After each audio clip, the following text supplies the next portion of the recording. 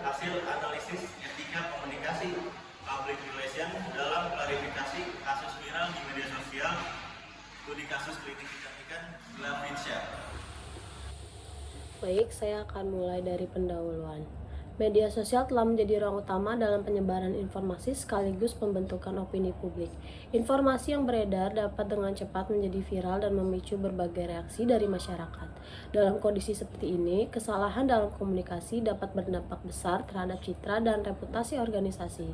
Kasus konflik antara klinik kecantikan Glavicia dengan influencer menjadi salah satu contoh bagaimana komunikasi yang tidak dikelola dengan baik dapat berkembang menjadi krisis reputasi.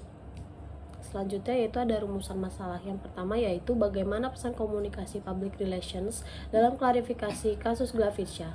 Yang kedua, bagaimana penerapan etika komunikasi dalam klarifikasi kasus Glavicia.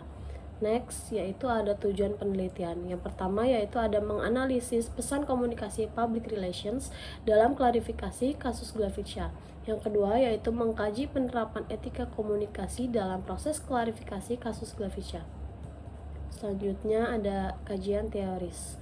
Public relations atau merupakan fungsi manajemen yang berperan dalam membangun dan memelihara hubungan yang baik antara organisasi dengan publik ya. Fungsi ini tidak hanya berfokus pada penyampaian informasi, tetapi juga mencakup upaya strategis dalam membentuk citra serta menjaga reputasi organisasi di mata publik. Selanjutnya ada etika komunikasi. Dalam pembahasan sebelumnya mengenai komunikasi krisis, itu dijelaskan bahwa organisasi itu dituntut untuk menyampaikan informasi secara cepat dan juga tepat.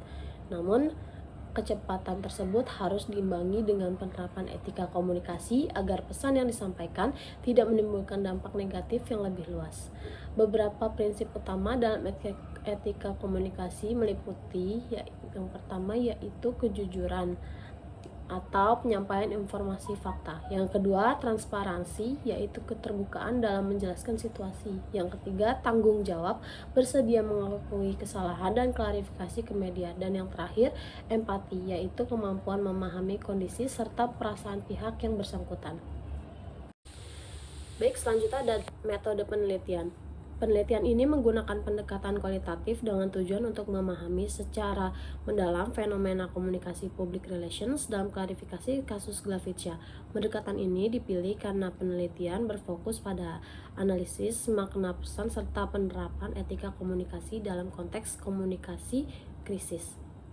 Selanjutnya ada teknik pengumpulan data, yaitu yang pertama analisis konten media sosial, yaitu dengan mengamati dan menganalisis isi pesan klarifikasi yang disampaikan melalui platform media sosial. Yang kedua ada studi literatur, yaitu dengan mengkaji jurnal ilmiah, buku, serta sumber akademik lain yang relevan dengan topik penelitian. Selanjutnya ada teknik analisis data. Yang pertama ada mengidentifikasi pesan komunikasi yang disampaikan dalam klarifikasi kasus.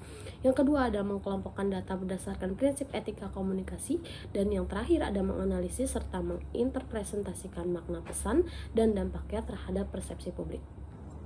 Hasil dan pembahasan. Kronologi kasus. Kasus konflik antara klinik kecantikan Glavicia dengan influencer bermula dari adanya ketidakpuasan terhadap layanan yang diberikan. Influencer tersebut kemudian menyampaikan pengalamannya melalui media sosial.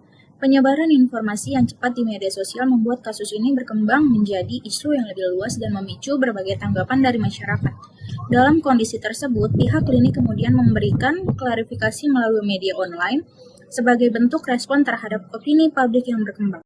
Pesan komunikasi public relation. Dalam komunikasi, klarifikasi yang dilakukan terhadap beberapa unsur pesan komunikasi yang dapat dianalisis. Pertama, pihak klinik menyampaikan penjelasan terkait kronologi kejadian berdasarkan sudut pandang mereka. Yang kedua, terdapat upaya untuk mempertahankan citra organisasi melalui penegasan bahwa pihak klinik telah menjalankan prosedur sesuai standar. Pesan ini menunjukkan adanya strategi untuk menjaga reputasi di tengah situasi krisis. Namun, jika dilihat lebih lanjut, pesan komunikasi yang disampaikan cenderung bersifat defensif, klarifikasi lebih banyak berfokus pada pembelaan dibandingkan upaya untuk meredakan konflik. Kondisi ini membuat pesan kurang efektif dalam menenangkan publik.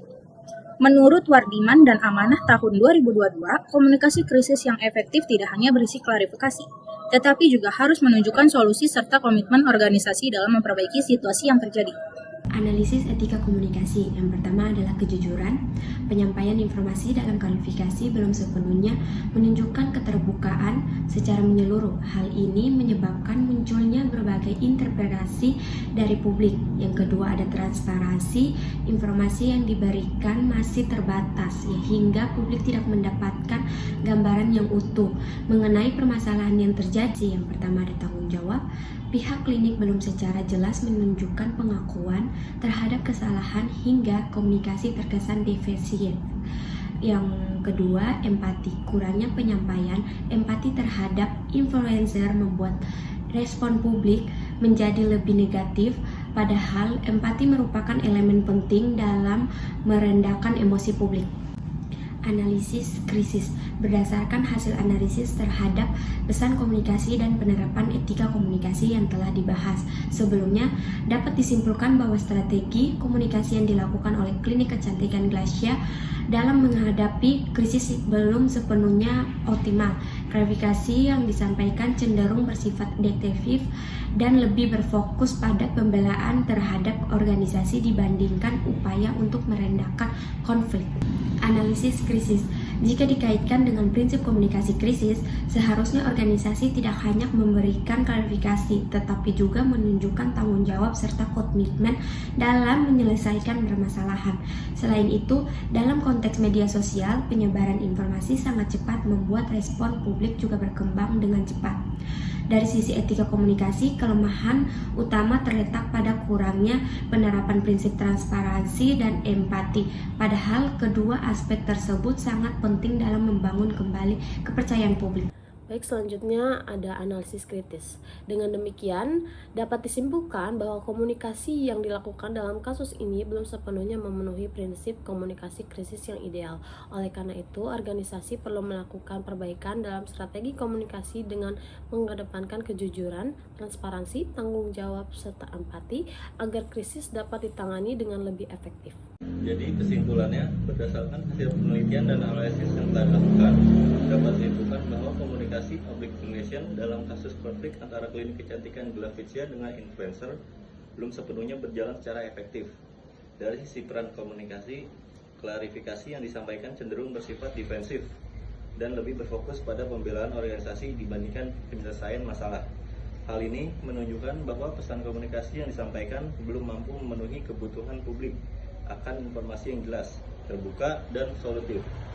Sementara itu, dari sisi etika komunikasi, penerapan prinsip kejujuran, transparansi, tanggung jawab, dan empati masih belum optimal. Kurangnya keterbukaan informasi serta minimnya empati terhadap pihak yang terdampak menyebabkan munculnya persepsi negatif dari publik dan perpanjang krisis yang terjadi. Dengan demikian, dapat disimpulkan bahwa sepenuhnya sesuai dengan prinsip komunikasi krisis yang ideal, sehingga belum mampu meredakan konflik secara efektif maupun membangun kembali kepercayaan publik. Jadi sarana yang pertama, organisasi perlu meningkatkan penerapan prinsip kejujuran dan transparansi dalam setiap penyampaian informasi, terutama dalam situasi krisis agar publik memperoleh pemahaman yang utuh dan tidak menimbulkan kesalahpahaman. Kedua, komunikasi yang dilakukan oleh public relations sebaiknya tidak hanya berfokus pada klarifikasi, tapi juga menunjukkan tanggung jawab serta langkah konkret dalam menyelesaikan permasalahan yang terjadi.